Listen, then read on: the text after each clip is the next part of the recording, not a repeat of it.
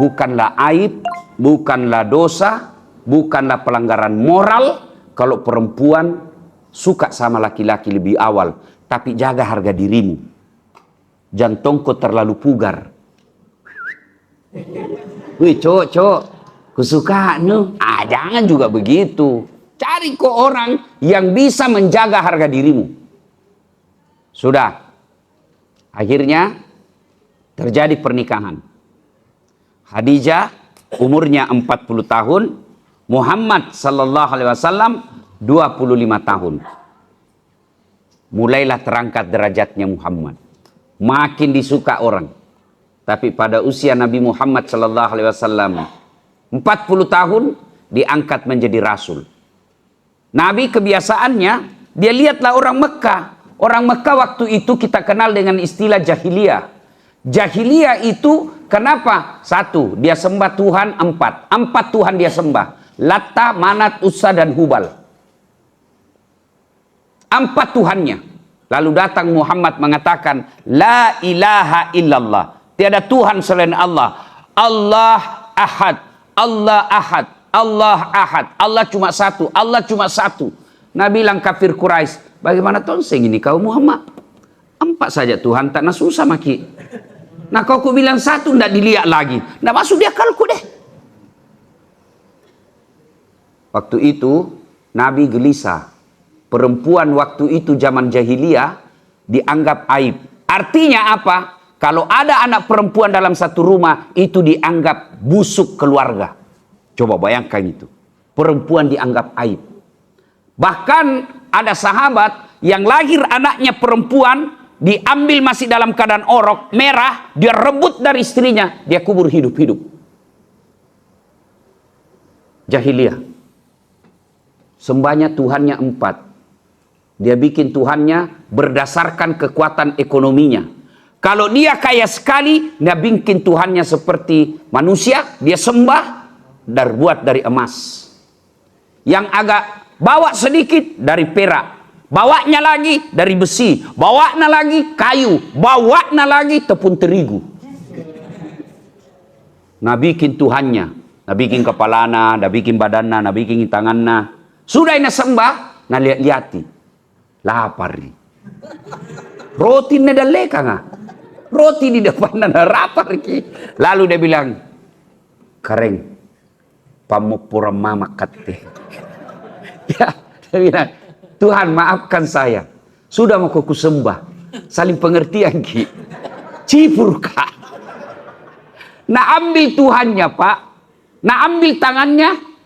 Dia makan. Nah ambil kakinya. Nah makan.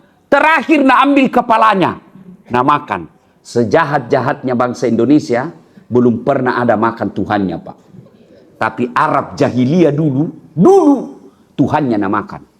Makanya disebut jahiliyah. Lalu Muhammad, kenapa ini sekampungku nabi beleng-beleng ngasih?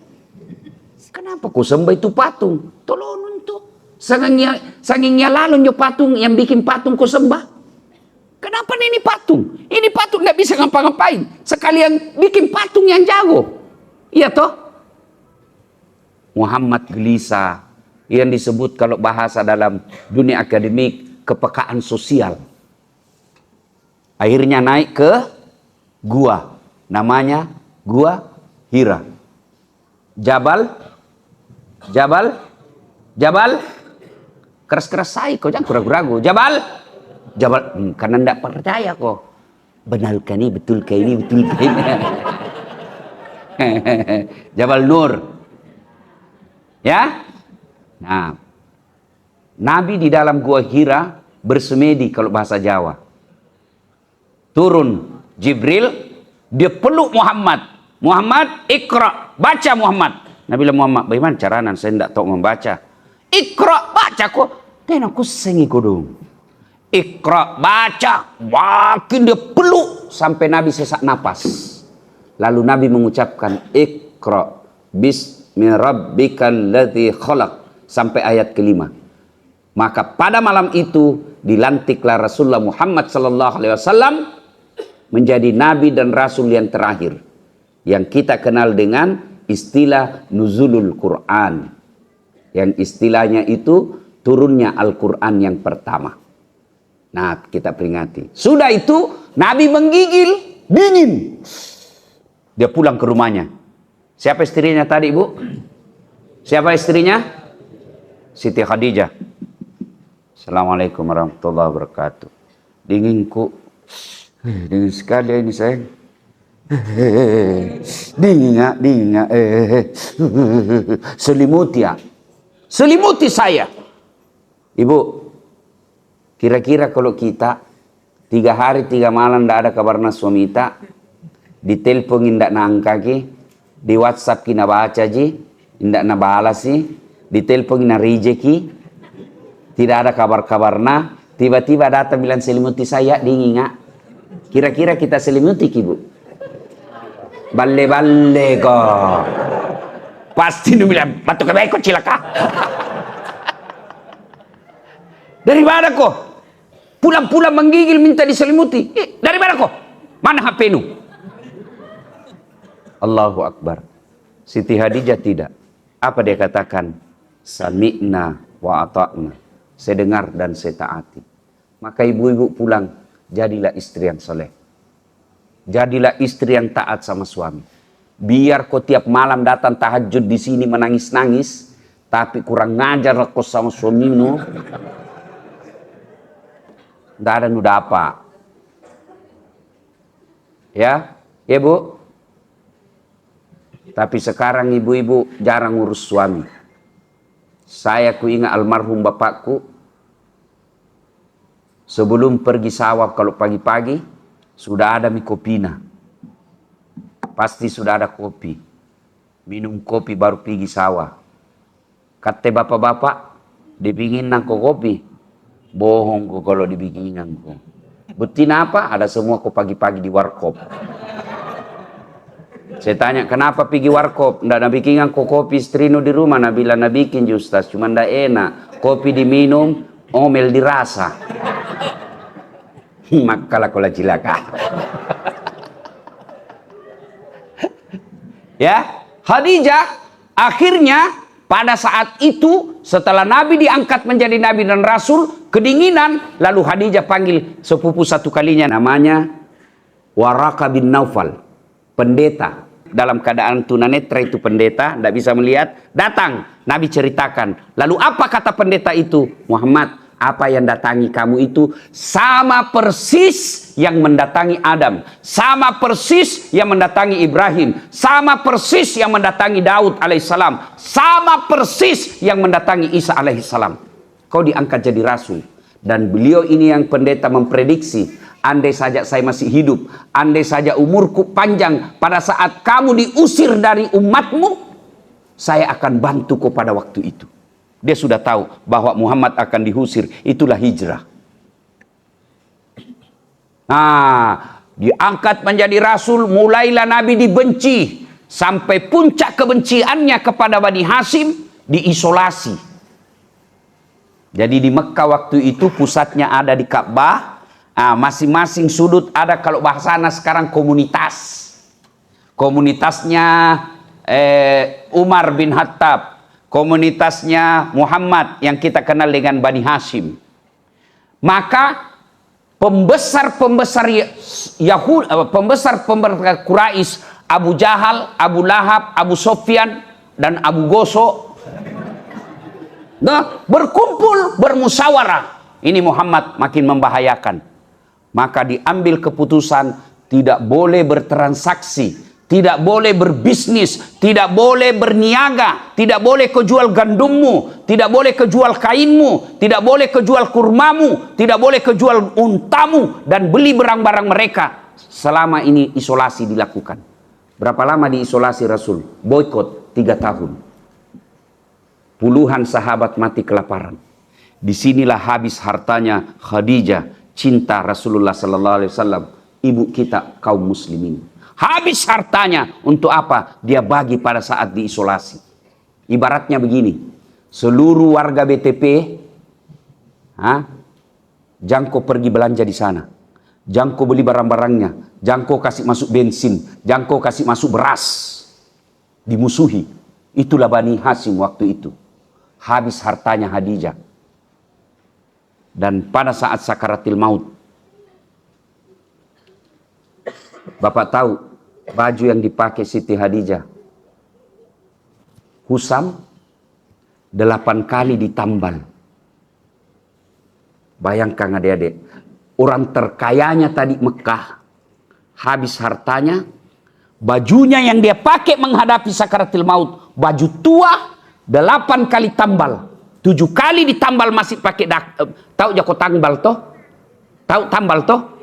7 kali ditambal pakai kain, terakhirnya dia pakai tambal kasihan daun kurma. Lalu dia panggil anaknya Fatimah, sini kau dulu nak, pergi saya kau kasih tahu bapakmu, rasa-rasanya ini mau mati. Pergi kau kasih tahu bapakmu, mintakan kak kasihan itu serbannya yang selalu dipakai menerima wahyu, minta kan kasihan bapakmu itu serban, tolong saya mau pakai menjadi kain kafan. Mudah-mudahan kain kafanku itu melindungi dari serbannya bapakmu yang selalu dia pakai terima wahyu. Mudah-mudahan setelah dibungkus jadi kain kafan, Allah menjauhkan saya dari asap kubur. Apa kata Fatimah? Mak, kenapa saya kita suruh? Kita mau minta langsung sama bapakku. Coba bayangkan. Dengar ibu, apa jawaban Khadijah? Malu kak nak. Malu kak. Bayangkan, habis hartanya untuk membantu suaminya, minta serban, malu. Saya yakin tidak ada misteri seperti ini sekarang. Jangan karena minta, nah curi pak. Karena rumahnya Nabi itu kecil. Kalau bapak punya rezeki, suatu ketika pergi ke Madinah, itu ada museum. Di situ digambarkan rumahnya Rasulullah. Kecil rumahnya Rasulullah. Itu Rasulullah kalau berdiri dalam rumahnya, kepalanya tersangkut di langit-langit rumah. Bisa dibayangkan bagaimana besarnya itu rumah tuh? Ada di sini begitu rumahnya.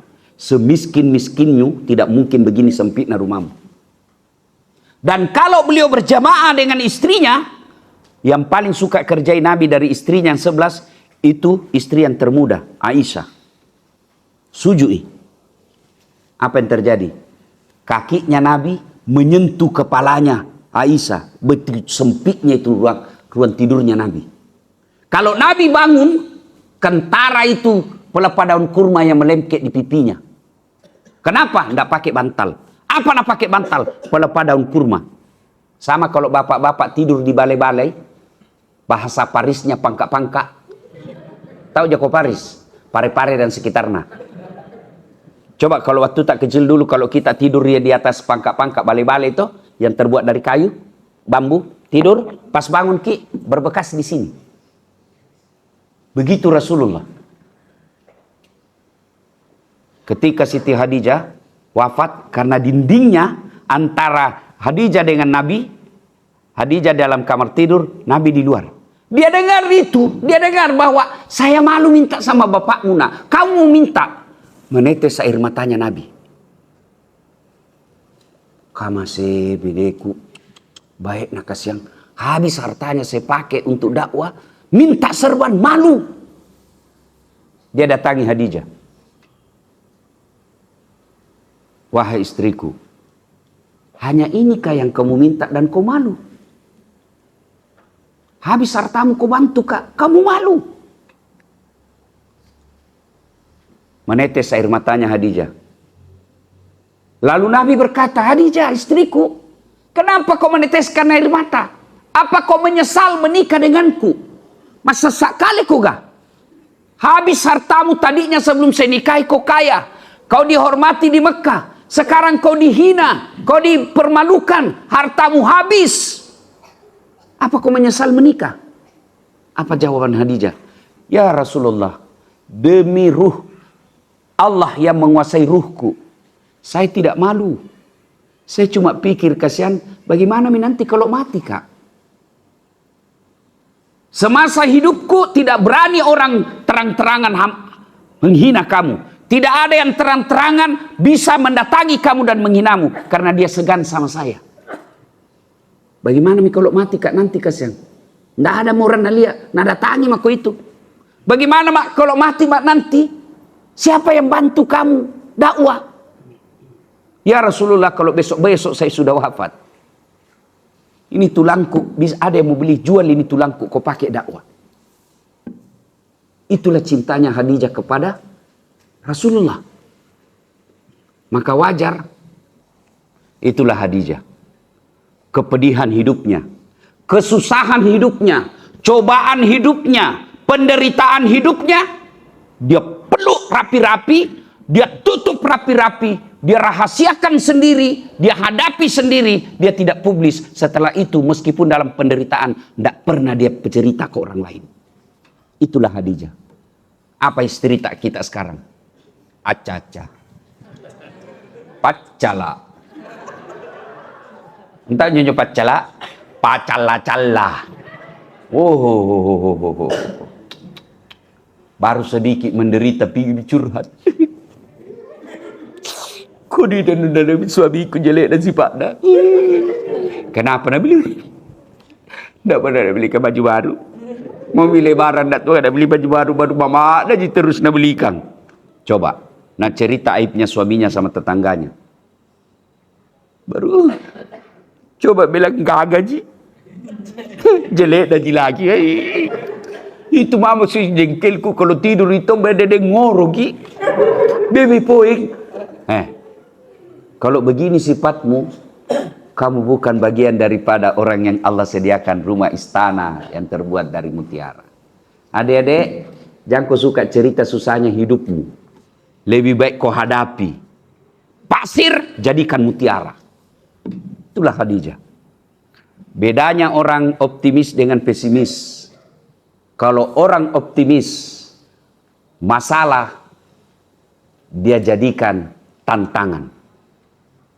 Kalau orang pesimis, barang bagus dia jadikan masalah. Apa? Selalu sangka buruk. Bagaimana nanti begini? Bagaimana nanti begini? Bagaimana nanti begini? Sangka buruk. Orang optimis, barang dia selalu sudut panjang, selalu bagus. Pasti ada hikmahnya ini, pasti ada hikmahnya ini, pasti ada rencana Allah. Jangan kau pernah sangka buruk. Kalau sangka buruk kok, maka itu akan terjadi. Kenapa? Ana indra sanni abdi bi. Saya tergantung sangkanya hambaku. Kalau dia sangka baik, baik kok. Kalau dia sangka jelek, jelek. Maka ketika ada masalah dalam hidupmu, kau percaya ini cara Allah pelihara saya. Saya tidak mau contoh orang lain, saya mau. Setelah saya beberapa tahun terakhir ini setelah viral-viral, hidup saya agak lebih baik. Baru saya bilang begini dalam hati. Kalau saya bermuhasabah. Oh, begini caranya Tuhan pelihara. Dia susah sekali. Bayangkan kalau jalan kaki dari Jalan Harimau pergi di situ Alaudinga. Dilewati itu pasar apa namanya itu? Bayang-bayang. Jalan kaki. Kadangkala jalan kaki dari Jalan Harimau. Karena saya ngontrak 9 tahun Jalan Harimau. Jalan Harimau, jalan kaki, pergi jalan Cakalang, SMA 4. Coba kalau kaya kak dulu waktu itu. Anda jari ya ustaz, barangkali jari ya geng motor. Ya, jadi adik-adik, kalau susah hidupnya orang tuamu, miskin, begitu cara Allah jaga kau. Supaya kau kuat. Supaya kau penuh tantangan, supaya kau cepat dewasa. Coba lihat anak-anak dulu dengan sekarang. Anak-anak dulu pak, kita waktu tak kecil di kampung, ada namanya cokbo. Kalau hujan keras makin disuka. Pergi orang jambatan basi. Berdiri baru terjun. Sung. Di sini ki jatuh, di situ ki kelihatan. Mandi sampai biru itu bibir. Tidak sakit-sakit. Kuat fisiknya. Sekarang anak-anak kah? Baru lihat petir, demam mie.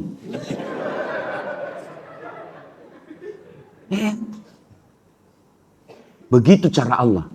Waktu itu lagi, saya pikir-pikir, begitu cara Allah jaga saya. Rumah yang selalu saya tempati, selalu dekat dengan masjid. Di rumahku di kampung, dekat dari masjid. Nurul Iman namanya. Begitu saya pergi merantau menuntut ilmu ke Makassar, saya tinggal di Yosudarso. Ada lagi masjid di situ, dekatnya. Ada di situ namanya dulu toko Sanen, toko foto-foto. Di belakangnya situ ada masjid. Kalau saya tidak salah, Babus Salam. Dari situ pindah ke lagi. Pindah kemana? Jalan Harimau. Ada lagi masjid. Namanya Baitul Aman. Lorong 77A. Guling-guling jak sedikit sampai mak. Wah, dekat sekali. Dekat sekali. Pindah lagi. Karena tidak bisa dikontrak. Itu rumah awalnya dikontrak 500.000. Naik lagi 700.000. Naik lagi 900.000. Naik 1,5 juta ampun mak. Tidak bisa bayar. Akhirnya saya pindah ke dekat Brimob. Geraha Jannah. Pernah kak di situ tinggal 1 tahun lebih. Ada lagi masjid di situ. Tidak bisa malah lagi pindah kak ke rumahnya kakak sepupu. Jalan Cemara. Dekatnya penjual cakara. Tok Dopuli.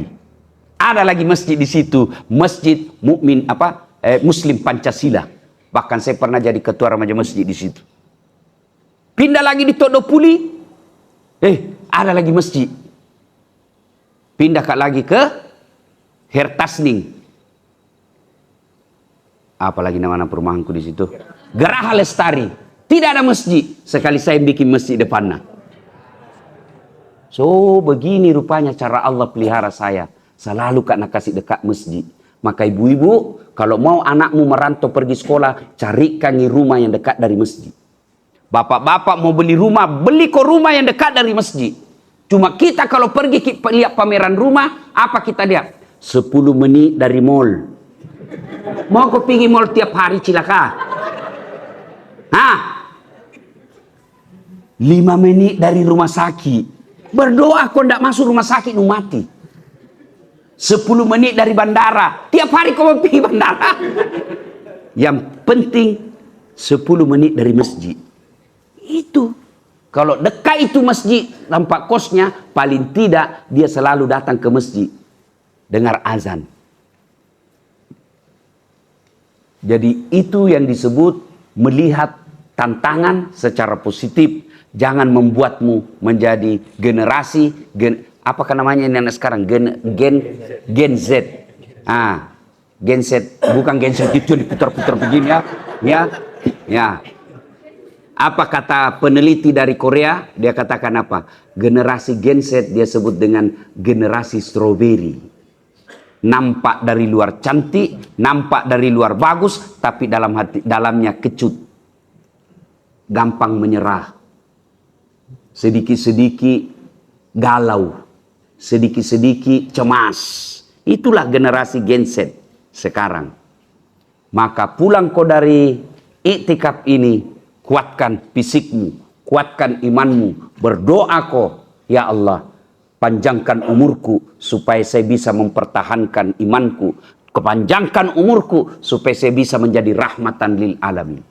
Nah, ini perlu juga saya kasih tahu, kenapa itu tadi kalau setiap salat tahajud antara 2 rakaat itu agak lama baru naik lagi orang. Itu kita kasih kesempatan berdoa. Ya, nah, jadi dari itu supaya berdoa. Nah, kurang lebih 5 menit minta maki kepada Allah. Doa. Supaya ringkas bilang saja begini doa. Ya Allah, saya minta mohon kepadamu seperti yang pernah dimohonkan oleh Rasulullah Muhammad SAW. Ya Allah, saya menghindar kepadamu seperti yang pernah dihindari oleh Rasulullah Muhammad SAW. Kalau saya doaku ringkas, ya Allah berikan saya keberuntungan hidup. Itu je saya doakan. Ya Allah berikan saya keberuntungan hidup. Apa yang disebut keberuntungan hidup? Ada tabrakan, beruntung tidak ada di situ. Ada gempa, beruntung tidak di situ. Dan itu buktinya, ada gempa waktu di Mamuju. Itu orang nak kira semua mati. Karena dalam jadwal perjalanan saya, hotel yang runtuh itu, malam itu ada di situ harusnya. Karena pemerintah Provinsi Mamuju, Sulawesi Barat ngundang saya, dan sudah ada tiket pesawat saya. Tapi saya bilang, Pak Sekda, jamin saya naik pesawat deh. Ada nih tiket, jamin. Saya mau naik mobil mau saja. Mau kak singgah lihat mamaku. Begitu cara Allah jaga kak. Tuh, naik mobil mak. Sampai di rumah, di kampung. Mau mak pergi, Kalau pergi ke hari itu, pergi ke setelah seperti yang saya mau, ada mak dalam hotel. Tapi Nabi bilang mamaku, tunggu dulu nak. Purasisa pilorong. Sekali sudah piduhur. Oke? Sudah. Sudah itu, sudah duhur, hujan. Nah Nabi bilang mamaku, makasih komandre ki yolo anu nak, sanggara. Ya? Tahu di sanggara tuh? Pisang goreng. Bikin lagi. Sudah bikin, dekat asar. Nabi bilang mamaku, sekali sudah piasar ko jalan. Purasisa piasara. Pergilah saya sudah asar. Dan apa yang terjadi? Dengan terlambatnya dan singgahnya saya sama ibu saya tidak ada di hotel pada saat gempa. Kurang lebih 10 menit selisihnya. Andai saja saya datang naik pesawat, malam tidur yang terjadi gempa, ada di dalam situ. Maka semua orang menelpon. Lebih mati, korban midasat, korban ini. Kenapa HP tidak bisa dihubungi? Kenapa tidak bisa dihubungi? Jaringan hilang waktu gempa. Begitu cara Allah. Itu disebut keberuntungan hidup. Beruntung waktu gempa tidak sampai di situ.